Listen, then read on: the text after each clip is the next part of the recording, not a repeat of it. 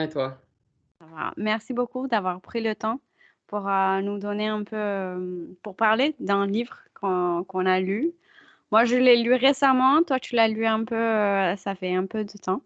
Mais je suis déjà en train d'entamer la discussion. Mais déjà, est-ce que tu peux te présenter un peu qui tu es et ensuite on va parler du livre.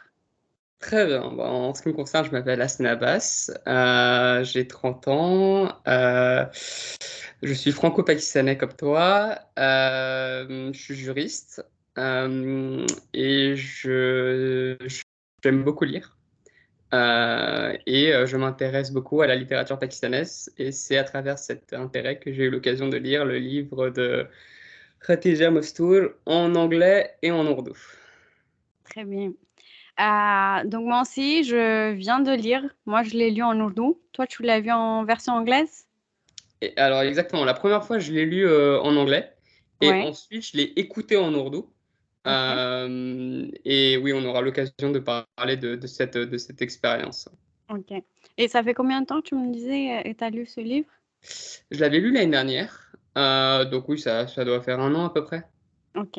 Bon, tu nous raconteras comment t'en es amené à lire ce livre, mais je vais Avec juste plaisir. commencer avec un peu de contexte. Donc, qui est Khatija Mastour? Et en fait, quand j'ai lu le livre, j'ai vraiment cherché sur Instagram à taguer Khadija Mastour pour dire j'ai lu votre livre. Mais du coup, j'ai été assez étonnée que bah, je la trouvais pas et c'était normal. Elle est née en 27, donc 1927 à Bareilly en Inde et en 47, elle a émigré au Pakistan à Lahore. Elle a commencé à écrire en 42 et jusqu'à sa mort du coup. Elle a fait 5 collections de nouvelles et 2 romans, dont Angan. Et ces histoires tournent autour toujours des problèmes sociaux, de morale et de la politique aussi. Et son roman, du coup, Angan, apparaît en 62 et a remporté un award qui s'appelle Adam D. Literary Award en 63. Et elle a écrit un autre roman en 63 qui s'appelle Zamin. Et parmi ses écrits, on dit que le roman Angan, c'est vraiment son chef-d'œuvre et il est même reconnu, même par le Pakistan Academy of Letters, comme sa plus grande réussite. Et l'œuvre est aussi adaptée en série. Je n'ai pas bien compris si c'est une fois ou 2 fois, mais en tout cas récemment, ça a été repris sur MTV. Ouais. Et ça a été traduit très tard, qu'en 2000. Et elle est morte à l'âge de 54 ans en 82. Donc c'était normal que je la trouve pas sur Instagram. Mais elle est vraiment. Donc elle est morte en Angleterre, mais par Ouais, contre, sa tombe se situe à Lahore. exactement. Et son roman Angan est vraiment reconnu comme un chef-d'œuvre, un des piliers de la littérature ourdou. Oui. Et dans quelques petites nouvelles du coup qu'on peut lire aussi, il y a quelques noms comme Bochar, Kale et Chandroz Or. Et juste avant de commencer du coup notre discussion sur ce livre Angan, je voudrais juste dire que nous, on va analyser ce livre avec les connaissances qu'on a, donc forcément qui sont incomplètes et qu'on va apprendre, mais on le fait avec l'état des connaissances qu'on a aujourd'hui de la littérature et des connaissances qu'on a. Et du coup, si je donne juste un petit synopsis de ce livre, alors, c'est un roman qui est historique et qui court des années pré-partition jusqu'à l'indépendance du Pakistan. Ça va jusqu'à un an après. Le point de vue adopté est celui d'une jeune fille. Donc, on va suivre cette jeune fille qui va devenir une femme, se basant sur ce qui se passe dans son Angan. Et du coup, là, on va expliquer ce que c'est Angan. Angan, ça signifie tout autant la cour intérieure d'une maison, mais aussi l'état intérieur d'une personne, comme le psyché d'une personne, et du coup tout ce qui y passe. Donc, Là, on a la protagoniste qui s'appelle Alia et qui va commenter le climat politique qui du coup règne dehors dans ce pays, mais du coup qui s'invite dans cette cour intérieure et du coup dans sa personne et génère des divisions reflétant l'état extérieur du pays. Et d'autre part, il y a un jeu assez intéressant entre la puissance et l'impuissance des femmes parce que par moments, elles sont super puissantes et elles vont aller jusqu'au bout, elles vont défendre leur morceau et elles s'émancipent. Mais parfois, on ne sait pourquoi, mais elles vont aussi subir des décisions dans lesquelles elles ont rien à dire et c'est vraiment au-delà d'elles. Les hommes sont quasi absents dans ce roman parce que ça se passe déjà dans une cour intérieure. Du coup, ils y sont que du passage. Et aussi parce qu'ils sont engagés dans des débats publics, enfin dans des positions politiques, pardon, euh, qui emmènent du coup dans l'effort de constituer le Pakistan ou l'Inde ou de les garder ensemble. Et du coup, tous les personnages, que ce soit l'oncle de Alia, ses cousins, son père, euh, toutes les personnes qui sont autour d'elle sont d'une façon ou d'une autre impliquées dans la politique et n'apparaissent que très peu dans la cour intérieure de cette maison. Et quand ils apparaissent, bah, c'est son cousin, un de ses cousins, il apparaît dans le rôle de playboy qui drague elle et une autre cousine et crée un climat qui est un peu malsain pour celles-ci parce qu'elles sont quand même obligées de rester dans cette maison, elles n'ont pas trop de choix, donc voilà. Et en fait, il n'y a pas vraiment de grandes actions qui passent, mais c'est vraiment cette période historique qui se déroule. Et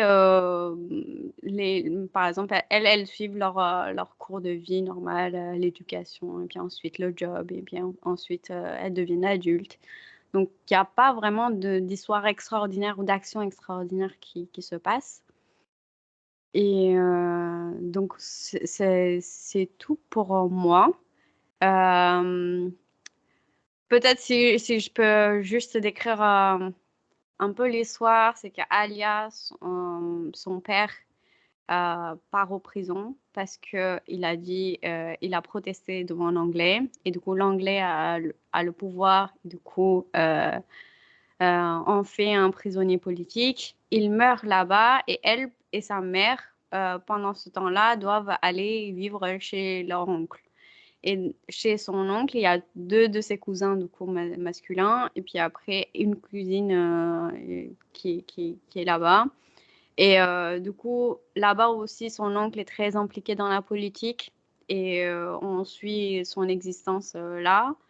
Et puis ensuite, elle arrive par plein de péripéties à avoir une éducation, à faire pas son master, mais son bachelor's en ourdou. Et elle commence à enseigner. Et puis ensuite, il y a l'indépendance. Donc, elle va émigrer avec sa mère seulement au Pakistan, donc à Lahore. Et, euh, et du coup, l'histoire va s'arrêter là. Il n'y a pas de grandes actions qui se passent. Donc maintenant, je vais t'inviter, toi, Hassan, à commenter ce que tu en as pensé de ce livre. Moi, j'ai beaucoup aimé. Moi, j'ai beaucoup aimé parce que ce livre traite de plusieurs sujets en même temps. D'ailleurs, dans un premier temps, j'aimerais dire que vu que toute l'histoire se passe à un seul endroit, plus ou moins, on aurait pu facilement s'ennuyer parce que toute l'histoire se passe dans le courtyard, dans le hangar, donc dans la cour. Donc, il y a très peu de mouvement de la part des personnages. Et s'il y en a, ce mouvement est résumé en une seule ligne. Par exemple, à un moment, on nous dit que Alia va étudier à l'école pendant 10 mois, mais voilà, c'est résumé en une seule ligne et après 10 mois plus tard, elle revient. Donc, Khatila Massoul a réussi à en fait garder l'intérêt, je trouve, du lecteur malgré le fait que le cadre spatio-temporel en fait est le même durant tout le roman. Oui. Première chose, moi j'ai trouvé ça très très fort. Deuxième chose, elle a eu la capacité d'aborder plusieurs sujets, euh, donc comme le combat des femmes, donc le féminisme, la lutte contre le patriarcat, la partition, la différence de mentalité entre les générations. Moi, je trouve que c'était très bien abordé. Et je trouve en fait que ce livre se différencie vraiment des autres littératures sur la partition. Les livres les plus connus, c'est Basti de Intezar Hussain, c'est An Qadariya, c'est de Kuratulan Haider, c'est Manto, bien sûr. Mais en fait, c'est différent parce que par exemple, Manto va décrire des scènes très violentes. Kuratulan Haider va être très nostalgique par rapport au passé. À la colonisation, va décrire voilà, la colonisation, ses méfaits, etc. Alors que elle, en fait, elle parle de la situation des femmes et comment, de la situation des femmes, et aussi en fait de la décadence, de la dégradation d'une famille progressivement suite en fait suite à la partition, suite aux effets de la partition. Exactement. Petit à petit, en fait, comment en fait cette famille qui était une famille plutôt riche, hein, une famille respectée, une famille de landlord, comment en fait petit à petit leur situation s'est dégradée pour en arriver à vivre tous ensemble dans un wagon qui est en très très mauvais état et où la famille a du mal à subvenir à ses besoins. Donc, moi, j'ai trouvé ça très, très intéressant. C'était différent de ce qu'on a pu observer dans les autres littératures concernant, qui abordent le sujet de la partition. Mm. Moi, j'ai pas lu les autres romans que tu mentionnes, mais j'ai lu effectivement Manto et c'est très violent. Ça pointe du doigt exactement ce qui s'est pas bien passé.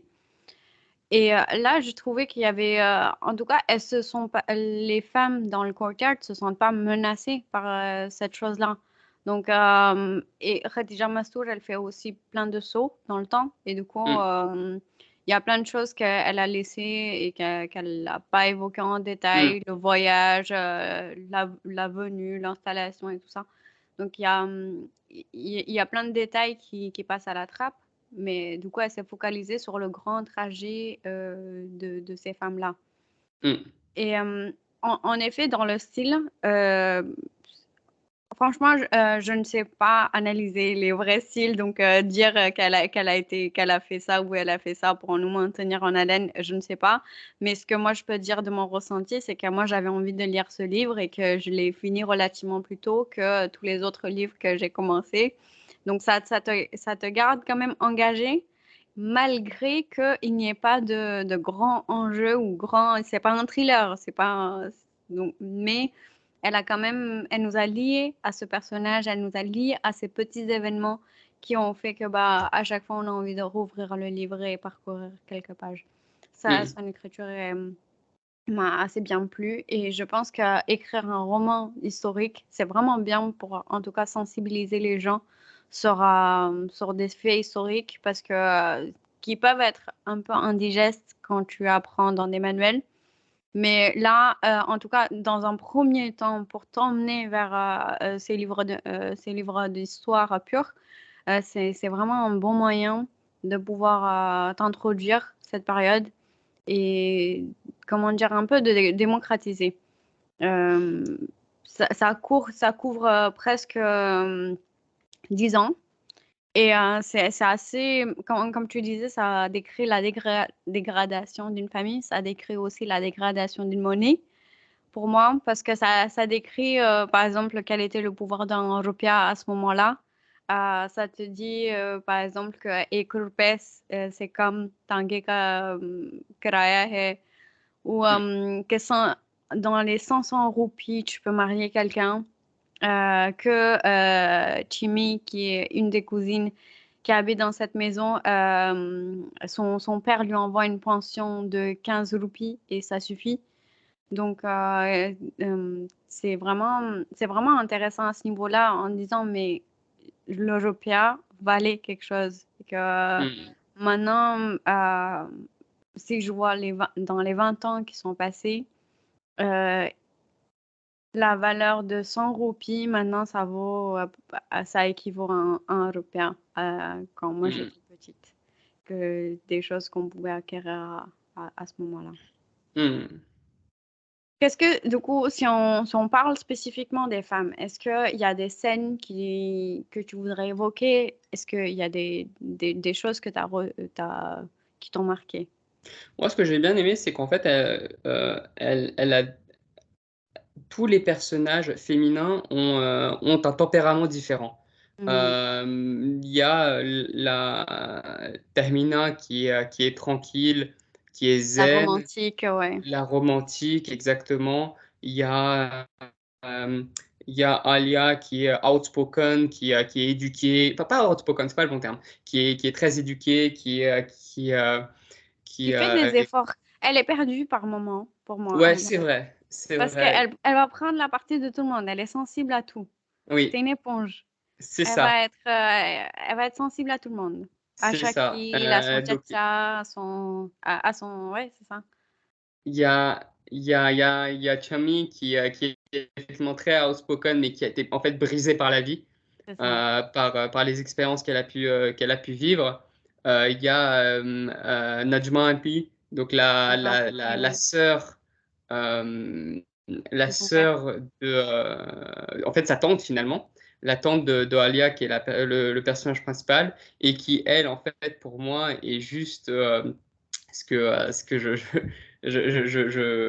j'apprécie le moins parmi l'élite qu'on peut retrouver aujourd'hui au Pakistan. C'est juste une personne qui a été totalement colonisée au niveau de la mentalité, Mhm. qui en fait ne jure que par qui estime que la L'anglais, c'est civilisation, tout. voilà, la civilisation britannique est supérieure à toute civilisation du sous-continent indien, qui est inférieure, qui est source de honte, Mhm. et que par exemple, je me rappelle d'une scène, ceux qui apprennent l'Urdu ou le Farsi sont des bons à rien. À un moment, elle dit ça. Elle ne euh, jure que par le master anglais. Parce qu'elle, elle a fait le master Exactement. anglais. Alia, elle n'est pas son égale parce qu'elle a fait le master ourdou. Donc, ça ne sera jamais le cas. Voilà, et donc en fait, c'est juste une fille qui a totalement été annihilée euh, par la domination britannique, et qui rejette en fait ses propres racines, sa propre culture. Donc il y a elle, il y a bien sûr la mère, Mm. qui est un personnage très particulier, Oui. terrifiante, je trouve. Mm. Même Vraiment, moi, Alia, elle lui répond pas, hein. ouais, non, terrifiante, qui pense beaucoup à elle, qui est égocentrique, mais Qui est aveugle aussi par moment, elle comprend pas que son frère a des positions et que ouais. elle est Mais pro-British en fait. ah oui, elle l'est complètement. Mm. Elle aussi, elle est totalement anesthésiée par la pensée britannique. Euh, mais j'ai trouvé que c'était un personnage intéressant parce que elle, indirectement, on peut penser qu'elle aussi combat certaines formes de patriarcat, comme peut le faire Alia. Je m'explique. Mm. D'un côté, on a l'impression qu'en fait qu'elle est nostalgique de la grande époque de ses beaux-parents où ils dominaient le village, où ils étaient totalement respectés, où son beau-père dominait l'ensemble de la famille, subvenait à l'ensemble de la famille, donc il y avait une vraie structure patriarcale. Mais d'un autre côté, son comportement est un peu aussi comme celle d'une survivante qui a dû aussi maintenir une famille en face de l'échec persistant des hommes. Parce que dans un premier temps, il y a son mari elle lui reproche beaucoup à son mari le fait que ça fait 15 ans qu'il travaille pour les Britanniques, mais que, in fine, son salaire n'a pas été. C'est-à-dire que son rang social il n'a pas progressé. Ça, elle le reproche beaucoup. Elle reproche aussi le fait qu'il est contre les Britanniques.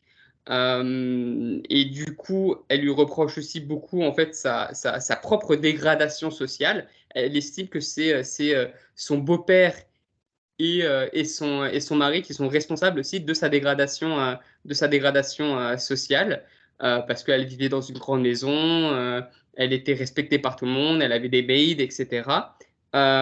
Donc, et pour contrer ça, elle souhaite impérativement que sa fille étudie. Donc, d'un côté, elle soutient le patriarcat, j'ai l'impression, et d'un autre côté, elle le combat en poussant Alia à étudier au maximum. Exactement. Et c'est marrant que en fait, tu as parlé des deux personnages, Najma Poupi et la mère d'Alia, Amma. Et c'est vraiment... en fait, tous les aspects que tu as dit sont vrais, mais moi, je pense que je me suis arrêtée à un autre aspect. C'est que ce que j'ai compris, c'est que Khadija Mastour, elle, en Najma Poupi, elle mettait une femme éduquée, mais qui, du coup, son éducation lui était montée à la tête. Et du coup, qui avait oublié tout le respect, parce que quand, par exemple, elle annonce qu'elle va se marier, elle va dire, donc elle le fait totalement de façon, Mm, j'ai trouvé, मुझे अपना जीवन साथी मिल गया इस तरह से. ouais. Donc, elle le fait sans gêne, mais moi, ça m'a pas gêné qu'elle le dise sans gêne, mais en fait, on a quand même en fait un personnage détestable. Et du coup, heureusement qu'Alia est là en contrepoids pour dire, OK, c'est peut-être pas le but recherché parce que Alia aussi, elle est éduquée, mais pourtant, elle a pas mis toute la tradition du côté. Mais s'il y avait que eu une Najma Poupie, j'aurais peut-être un peu mal pris en disant, mais toutes les femmes éduquées sont pas comme ça. Enfin, c'est Mm. pas. Ouais, je suis Au d'accord. contraire, il faut qu'elles étudient, il faut qu'elles aillent faire de hautes études, qu'elles soient indépendantes et tout. Mais c'est vrai que Najma Poupie, du coup, elle ne jure que par ça et elle oublie tout le reste, toute la famille, parce qu'en fait, elle s'inclut même plus, elle a plus de lien familial Mm. avec cette famille. Elle est complètement en autarcie dans cette maison. Mais Et, d'ailleurs, ouais, vas-y, excuse-moi. et je me disais qu'en fait, toutes ces femmes, si on prenait la carte politique du pays de l'Inde au global, on pouvait trouver ces personnages à l'intérieur de cette maison avec ces divisions-là. Par exemple, le Amma, elle est pro-British. Jamil, il est Muslim League. Son père, il est du coup dans la partie de Congrès de Gandhi. Alia qui est perdue, donc qui va aller d'un côté ou de l'autre. Mais c'est pas son but premier. Et Mm. Najma Poupée qui est pro-British aussi, mais du coup, en coupant ses racines, quoi. Mais, mais je trouve quand même que l'aliénation, par exemple, de Amma, elle est un peu différente parce que tu vois, par exemple, quand, euh, quand sa belle-sœur qui habite en Angleterre lui dit j'estime alors je sais pas si elle parlait Termina ou je pense qu'elle parlait Termina, que Termina présente-lui les garçons de la famille et laisse-lui faire son choix. Et donc voilà, une pensée plutôt d'ouverture où en fait il faut un consentement pour se marier. Et là, elle était totalement contre cette pensée où elle estime non, ça se passe pas comme ça chez nous. Ouais. Donc en fait, ce qui est assez drôle, c'est que d'un côté, elle est pro-British, mais elle ne veut pas accepter le libéralisme culturel qui va avec ce, Hmm. euh, Cette cette culture-là. aliénation. Hmm. Exactement. Hmm. Exactement. Donc en fait, elle l'est, mais elle ne l'est pas non plus. Hmm. Parce qu'en fait, son frère, il doit pas mal la protéger pour ne pas, comment dire, euh, la mettre en face de la réalité, pour dire que de toute façon, tu pourras jamais vivre avec nous quand ils émigrent au Pakistan. Mhm. et qu'ils habitent dans le même côté pendant longtemps, Amma, elle croit que bah, ça sera comme ça. En fait, le joint family, il est là et puis ils habiteront tous ensemble. Mhm. Et c'est par Alia que son oncle doit passer pour dire, bah, en fait, non, vous avez votre maison. Et Amma, elle est assez surprise de cette façon-là. Et Ouais. pareil, elle lui a fait une confiance aveugle en lui confiant son argent, mais en fait, il n'est pas prêt de leur rendre cet argent-là. Et, et c'est assez... Amma, elle est féministe, mais en même temps, c'est une hypocrite aussi, Ouais. parce que, par exemple, quand elle parle de Kassam Didi, elle dit l'hindou qui habite près de chez eux avant qu'ils Oui. déménagent chez Oui. le palais Tchétchen. Oui. Elle dit oui, s'ils avaient fait quelque chose comme ça, ben, moi, मैं तो जहर खा लेती या अगर मैं उसकी माँ होती मैं ये कर लेती यानी Ah ouais, vraiment ouais, ouais. des paroles très très dures envers Très, très ce que dur. les femmes pouvaient faire et je pense même dans la famille la famille de son mari il y a eu un cas comme ça où il y a Oui, une fille Salma. ouais, qui s'est mariée du coup elle-même et elle a des paroles, mais extrêmes, d'une Ouais. extrême violence pour dire oui, ta grand-mère, elle a quand même accepté. Ta grand-mère, elle a pleuré quand elle est morte. Parce qu'elle lui a pas vu tout le temps, toute sa vie, mais elle a Ouais. pleuré quand elle est morte. Et du coup, je suis comme, mais wow. Mais de l'autre côté, elle a quand même un double standard parce que son mari et son frère, du coup, s'est marié avec une Anglaise en partant étudier. Et là, c'est Hmm. complètement normal, c'est complètement acceptable que Ouais. ça soit fait comme ça. Et du coup, envers Alia aussi, elle est super dure, mais quand on parle de son frère, elle devient mais une autre personne. Il y a un switch dans sa tête Ouais. qui lui permet pas de réaliser qu'elle est hypocrite comme ça. Mais moi, j'ai envie de te dire, alors, à quelques détails, bien sûr, tout ne peut pas être calqué, mais moi, je trouve que ces histoires familiales, on peut largement les retrouver aujourd'hui au Oui, sein des familles du sous-continent indien, facilement. exactement. Euh, Non, même, franchement, c'est même ce contemporain. double standard, Hmm. comme tu dis, ce double standard, ce deux poids, deux mesures, tu peux facilement le retrouver aujourd'hui dans les familles du sous-continent indien. C'est incroyable. Et si on parle, Même le traitement, pardon, même le traitement des filles, leurs combats,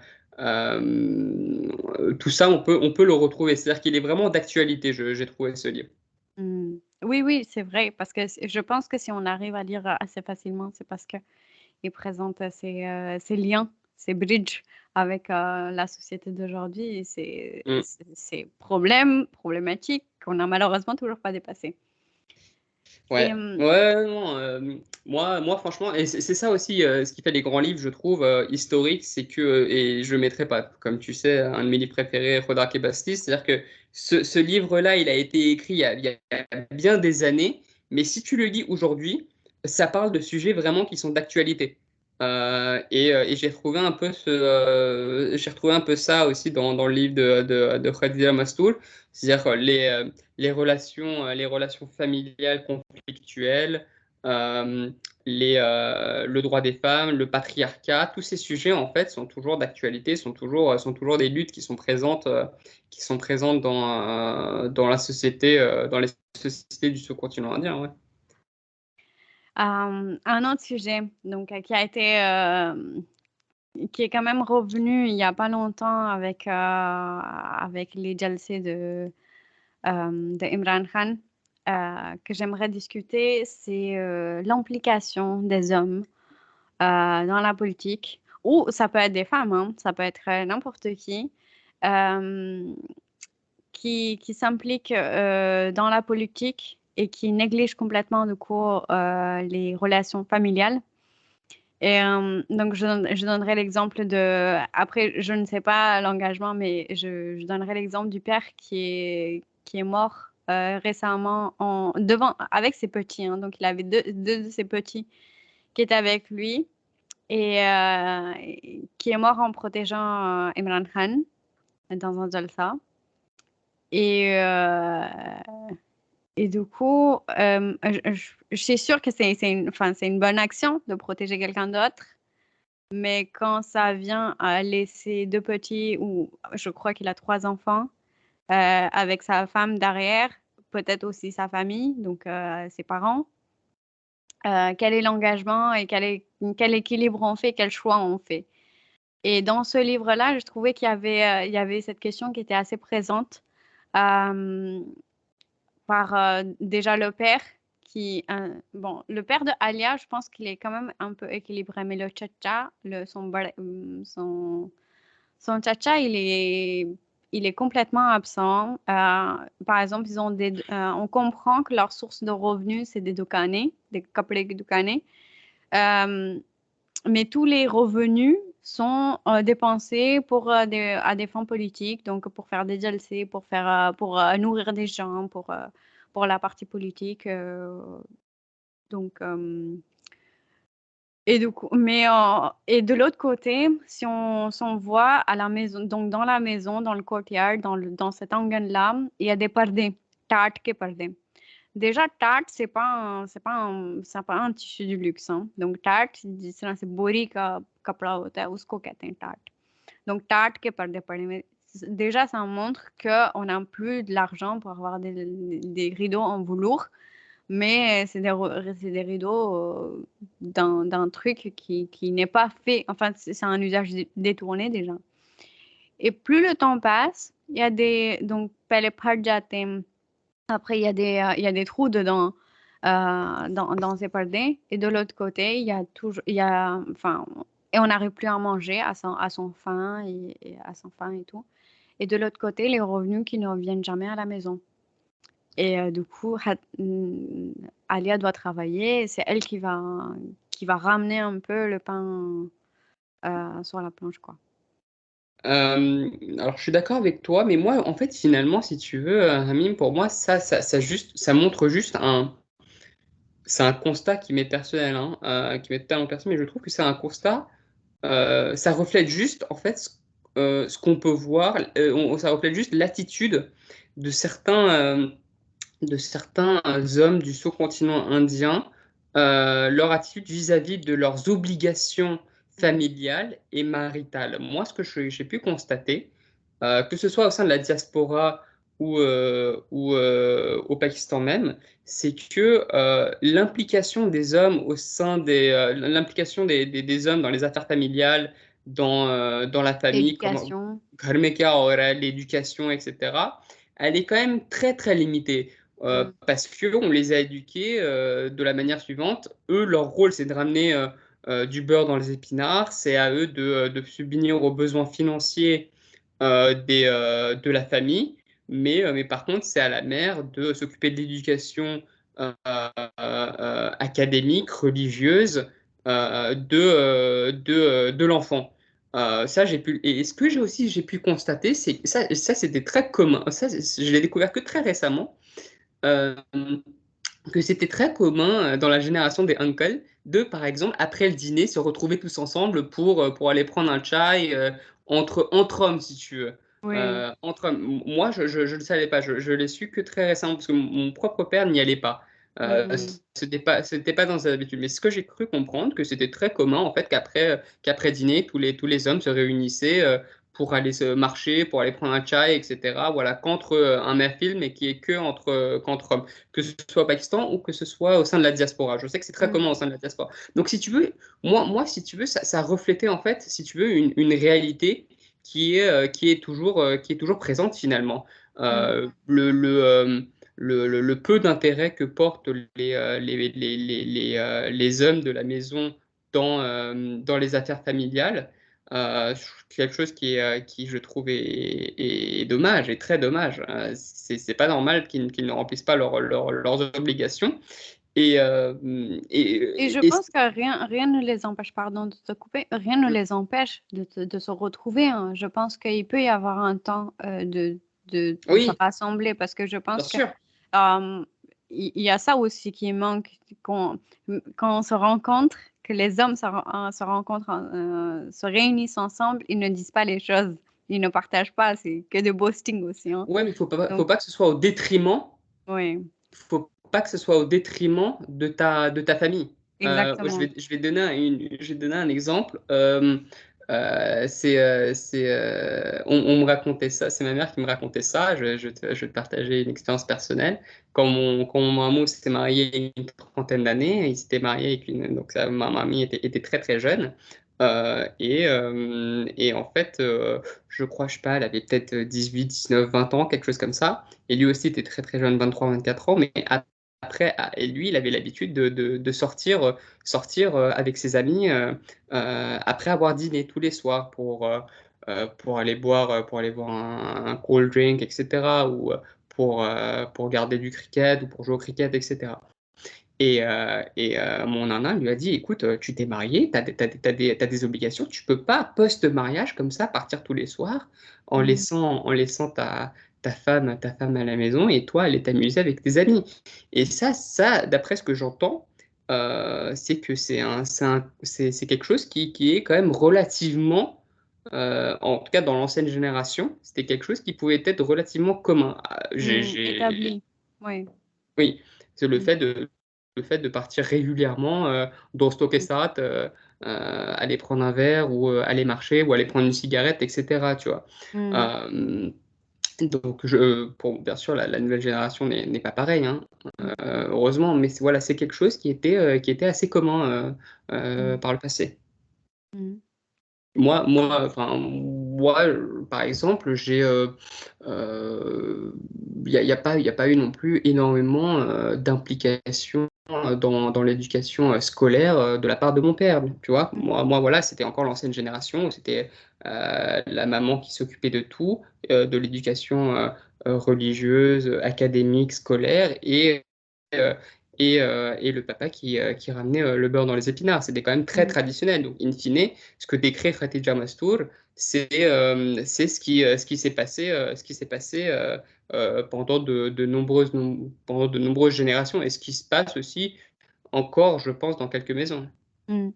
Je pense il y a vraiment deux sujets. Il y a le sujet justement qu'elle décrit la politique comme étant donc un moyen de les sortir de la maison et du coup qui vraiment obscure, qui les comment dire, qui les canalise, qui les canalise enfin, à 100% et ils ne voient plus. Mais cette implication politique, ça peut être n'importe quoi. Et ils vont trouver une excuse pour ne pas s'impliquer de toute façon dans l'éducation des enfants. Parce que Shakil et Jamil, qui sont ses propres enfants, il ne s'occupe pas d'eux, il ne fait pas Mhm. l'éducation. Et on se dit quand même, si c'est une famille noble qui a eu des origines, donc dans une famille éduquée, ben, c'était la moindre des choses de leur donner de l'éducation, quoi.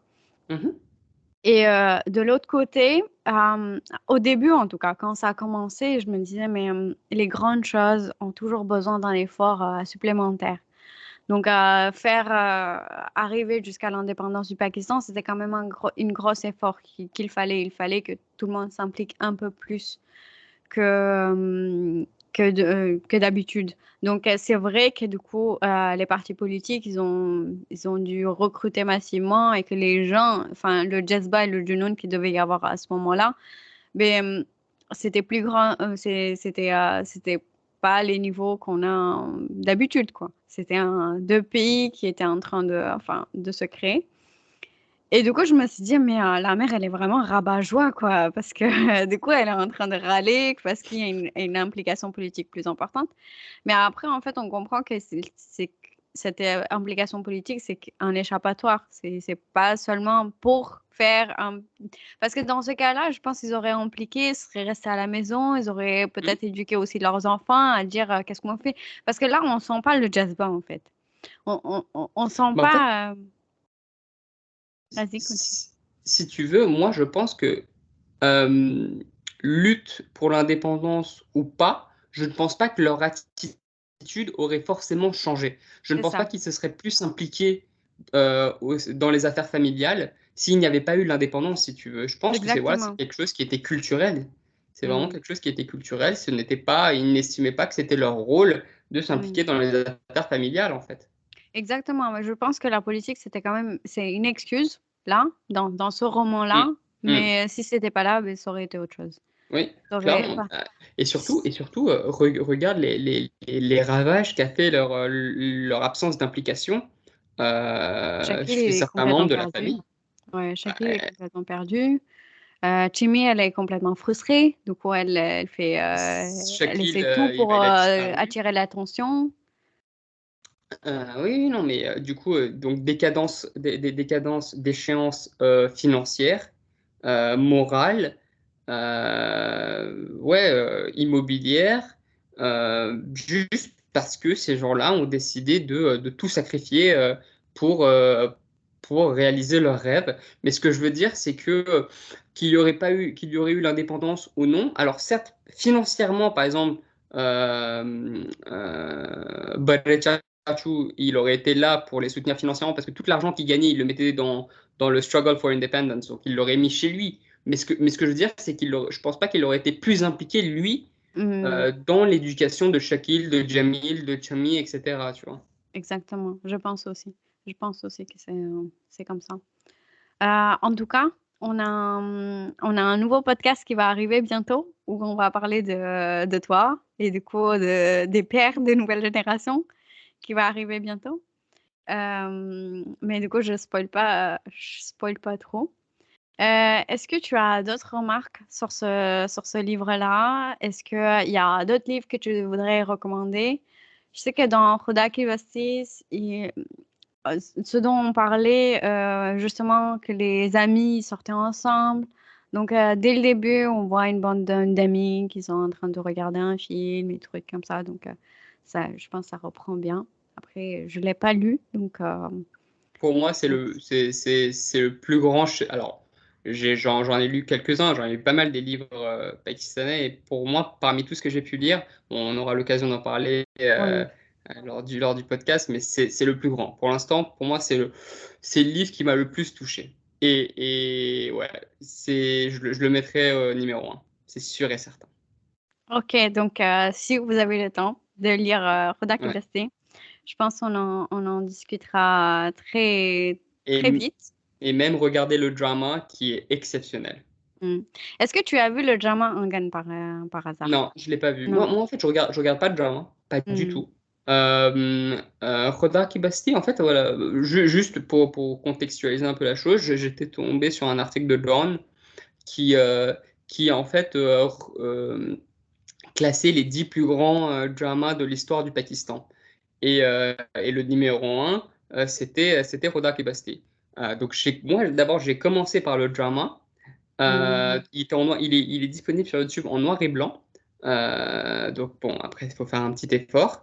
Mais le jeu des acteurs est juste incroyable, exceptionnel. Et après, j'ai lu le livre. Ok, Et le livre est exceptionnel aussi. ok. C'est vrai que comme il n'y avait pas trop de couleurs, j'ai l'impression le jeu d'acteur, il est excellent.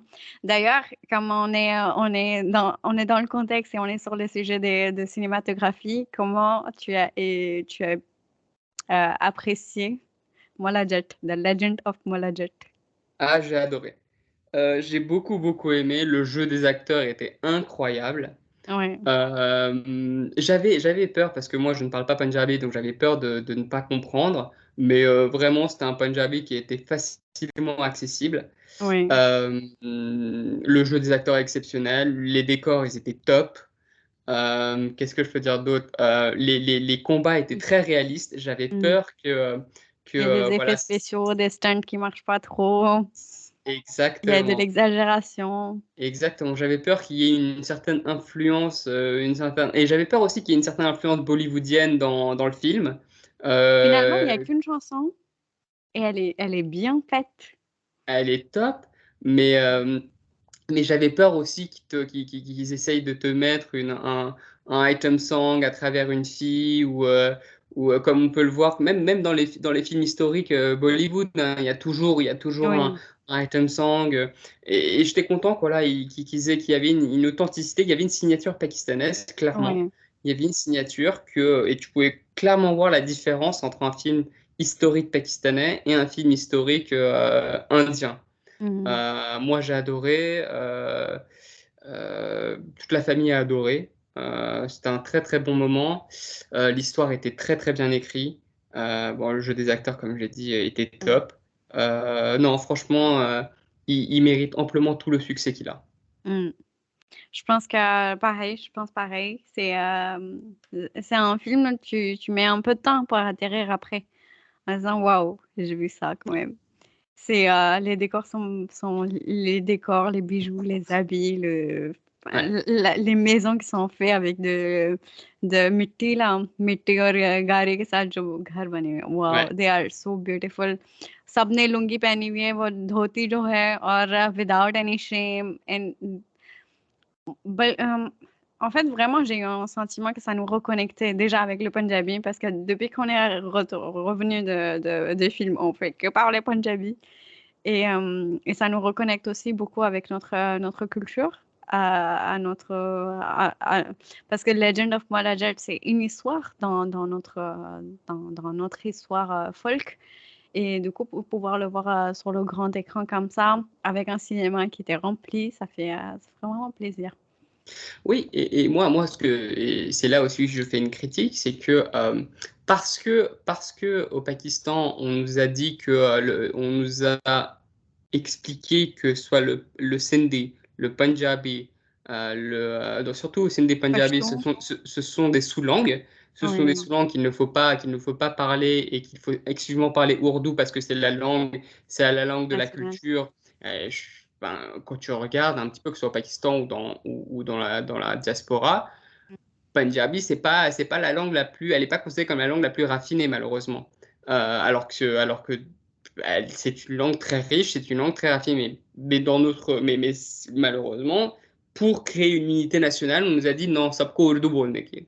Bilkul. Et donc, le problème, c'est que si tu inculques ça à quelqu'un, comment lui peut savoir si, bon, la Judge, c'est meilleur que Gladiateur? Mhm. Comment lui il peut savoir, par exemple, si on dit la même chose en Sindhi, comment lui peut savoir que Betai, donc le poète soufi, c'est meilleur que Shakespeare? Il peut pas le savoir. Ou comment la personne qui est Punjabi peut savoir si comment il s'appelle Bulleh Shah, si Bulleh Shah, c'est meilleur que Shakespeare. Parce que lui, en fait, on lui a toujours dit que Punjabi, c'est pas une langue qui est riche, qui est Exactement. raffinée, qu'il faut étudier, qu'il faut aimer, qu'il faut s'approprier. Lui, on Oui, lui a dit que Urdu सीखो ये और इससे बेहतर है कि English. English Mm. सीखो. Bilkul, bilkul. Tu vois? Donc en fait, il Mm. faut cette réappropriation de la culture, un retour à soi qui est très important Ouais. et ne pas être complètement sous domination Bah, mind colonialiste. colonization, ouais, c'est ça. Et c'est pour ça que pour moi, je pense que ça a aussi redoré le blason de la culture punjabi, de la langue punjabi, parce que les dialogues étaient très beaux. Ouais. Euh, euh, alors que, Leur alors, façon de alors que parler. Alors Ouais. qu'au Pakistan, malheureusement, le Punjabi n'a pas une bonne presse, hein. Mm. Que ce soit au Punjab, même au Punjab, beaucoup de gens ont honte même de parler Punjabi parce que ouais, ça, c'est la langue des, Des pays lourds, des dératés. voilà, j'ai pas osé Mm. dire le terme, mais tu as compris. Mm. Non, franchement, ça nous fait super plaisir d'entendre Fawad Khan et Hamza Ali Bassi parler cette langue, et Mahira aussi. Ouais, Et j'espère en tout cas qu'on se reconnecte non seulement avec le Punjabi, mais aussi avec le Sindhi, le Pashto, ouais.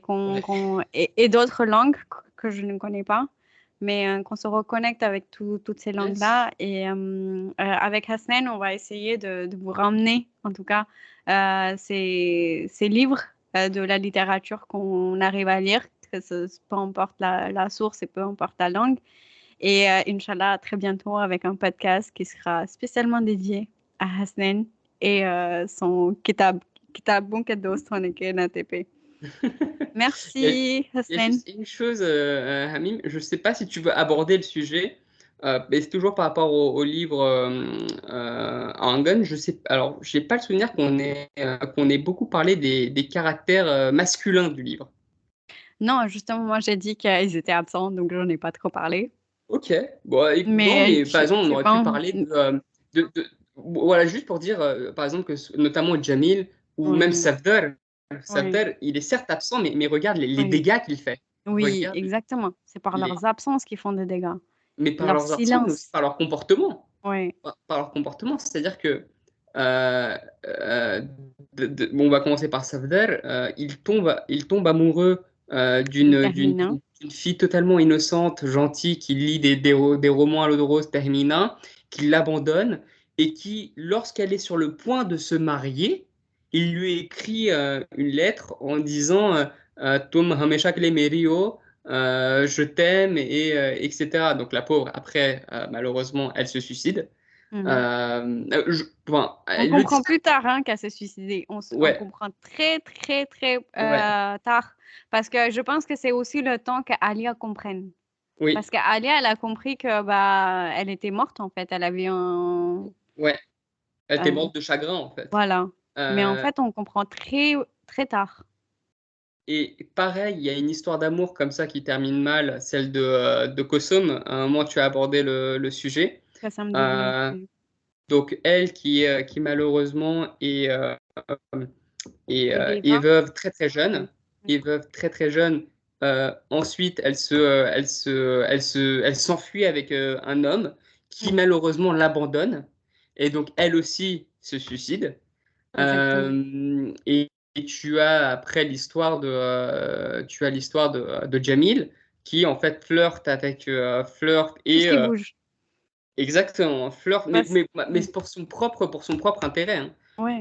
Pour son propre intérêt et en fait comme s'il y avait comme si ces hommes-là pensaient que ces femmes étaient leur possession. जो मर्जी मैं कर सकता हूँ. Ouais, et vraiment, il y avait un jeu psychologique parce qu'il la Exactement. torture. Il la torture en disant non, mais déjà, il est amoureux de Chami, donc qui est une cousine qui vient d'arriver et Ouais, qui n'est pas sa sœur. Et dès qu'Alia arrive, du coup, c'est upgrade au gain. Donc, ouais, Chami, elle n'était pas éduquée, mais elle avait de l'argent. Donc, son c'est père lui a ça. envoyé de la pension. Donc, si je suis amoureux d'elle, ben, elle va me donner cet argent. Et du coup, il dépensait tout comme il voulait. Ouais, Et elle lui donnait bah, parce qu'elle était vraiment amoureuse. Et de l'autre côté, on apprend que quand Alia arrive, bah, du coup, c'est une fille éduquée. Donc, bah, écoute, Chami, expire et on parle du coup de Alia. Et Alia, elle est headstrong. Donc, elle va jamais abandonner parce qu'elle a vu sa sœur. Elle a dit, moi, je fais pas ouais. ça. Et franchement, Et jusqu'au bout, pourtant, elle tient. oui, mais pourtant, à quelques moments, à quelques endroits, tu sens que elle n'est pas indifférente à Jamil. Hmm. Elle n'est pas indifférente dans le sens où, donc, ce qui montre que, in fine, alors malheureusement, en fait, toutes ces expériences lui ont donné une image très négative de l'amour, des hommes, etc. Hmm. Mais à certains moments, tu sens qu'elle n'est pas indifférente totalement Ouais. à Jamil, tu vois. Mais moi, je trouve que justement, pour moi, c'est des moments de faiblesse. Oui, Parce que justement, elle connaît très bien le genre de personnage que c'est, mais il est tellement persistant que des ouais, fois, même, elle arrive à l'aimer, en fait. Elle arrive à c'est dire, ça. non, mais en fait, ça pourrait marcher. Mais en fait, Ouais, j'ai vraiment trouvé ce personnage résilient, donc qui ouais, va jusqu'au bout, qui croit ouais. en ce qu'elle a dit, parce que moi, je me suis dit, elle critique Terminant au début, mais en fait, ça va terminer pareil. Mais en fait, j'ai beaucoup aimé que Khatija Massoul l'a rendue strong et qu'elle n'a Ouais. pas flanché, qu'elle qu'elle Oui, a été, qu'elle a été visionnaire dans ces moments-là. À chaque fois, elle voyait, mm, en fait, transparent, Jamil de façon transparente. Elle lisait ce qu'il allait faire et tout. Et ce qui m'a énervé dans Jamil, c'est que euh, en fait, vraiment, il la torture en disant non, mais pourquoi tu fais ça? T'es vraiment mauvaise, t'es vraiment stoïque, t'es vraiment égoïste, tout ça. Mais en fait, tout ça, c'est lui qui est comme ça. Il est vraiment en train de l'exploiter. Et quand il arrive, quand il voit qu'en fait, il arrivera pas à percer, qu'il arrive vraiment pas à casser son mindset, quoi. Et là, il épouse Chami qui revient. Donc, j'étais oui. là, mais. En fait, Non, mais c'est ça la puissance de ton amour, c'est ça que t'as fait des promesses, t'as fait tout à Alia et en fait, tu n'es même pas capable de faire ça, donc c'est vraiment pas cohérent, en tout cas. mmh. Mais du coup, la question qui se pose, Oui. tu vois, parce que la fin du livre, elle est assez, elle est assez subtile Mm. parce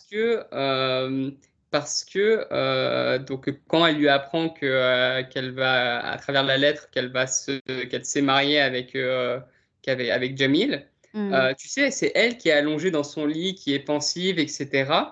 En pensant limite que c'est que Jamil Jidgay, tu vois. Ouais, Et, ouais, ouais, exactement. et du Elle est coup, en colère. oui, c'est ça. Mais du coup, la question c'est, est-ce qu'elle a vraiment perdu? Ou est-ce que la victoire, finalement, elle réside dans le fait, ou finalement la victoire, elle ne réside pas dans le fait qu'elle soit restée libre et indépendante Mm. des prétendants comme des prétendants opportunistes comme Safdal ou comme Jamil, finalement, tu vois. Mm. Oui.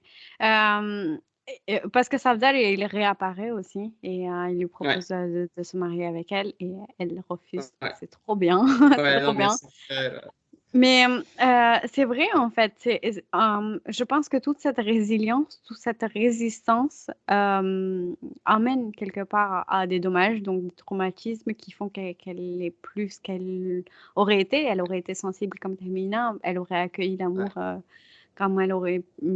Enfin, si elle n'avait pas eu ces traumatismes. Et du coup, vers la fin, quand elle veut se marier avec le docteur avec qui elle travaille dans le camp, mais ouais, elle n'est pas sûre en fait, parce qu'elle dit, mais tout ça pour ça. Et en fait, elle est devenue du coup l'éternelle insatisfaite quelque part, parce que elle hmm, cherche quelque chose et on ne sait c'est pas ça. si elle va trouver cette chose-là. Oui, oui, oui, oui, clairement, clairement. Mm. Mais c'est vrai que ces personnages font des dégâts. Oui, clairement, moi, tous les personnages, que ce soit masculins ou féminins, on peut vraiment les déconstruire et parler de leur personnalité, de leur attitude, de leur approche, de leur conception des relations familiales, sociales.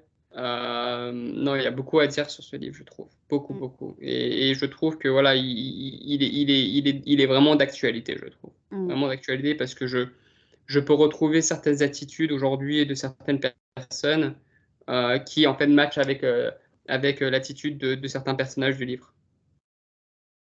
Donc, à tous ceux qui n'ont pas lu et même si on a assez bien spoilé le livre, donc lisez ce livre parce que lire ce livre n'a pas de... Enfin, on pourra tout dire, mais l'expérience de lire un livre, c'est différent. Donc, à vous de lire ce livre Yes. et de partager vos avis aussi. Et donc, si vous voulez que dans ce format, on fasse quelques changements n'hésitez pas à nous dire aussi. Et à très bientôt, Loco, pour d'autres book Je vais juste, reviews. ouais, Ben, tu vas aller jusqu'au bout. ouais, je vais Oui. juste finir sur un truc qui est très très important pour les lecteurs, c'est que c'est très important de lire ce livre, non pas parce que ça parle de partition, etc., mais parce que c'est un livre d'une écrivaine pakistanaise qui a écrit en ourdou. Ça, Mm. c'est très, très important. Et si vous avez eu l'occasion de lire des romans de Pakistanais qui ont écrit en anglais, ça n'a rien à voir. Les sujets abordés n'ont rien à Mm. voir. Leur approche est totalement différente. Leur vision du Pakistan est totalement différente. Leurs histoires sont totalement différentes. Et oui, et ça, c'est du coup, en conclusion, ce sera une expérience différente.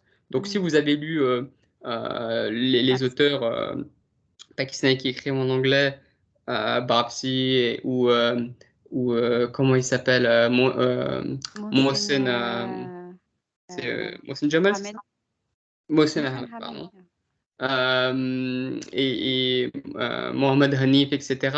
Ça n'a Ouais. rien à voir avec ce que vous allez lire si vous décidez de lire ce livre. Mm. Je pense que c'est un point assez intéressant. Moi, je suis au début de mes lectures, donc je vais laisser un peu de temps couler pour faire la comparaison. Mais c'est vrai que lire ce livre en oudou est vraiment agréable parce que et c'est pas, je trouve que c'est pas trop difficile de le lire. Il n'y a pas trop de mots qu'on ne comprend pas.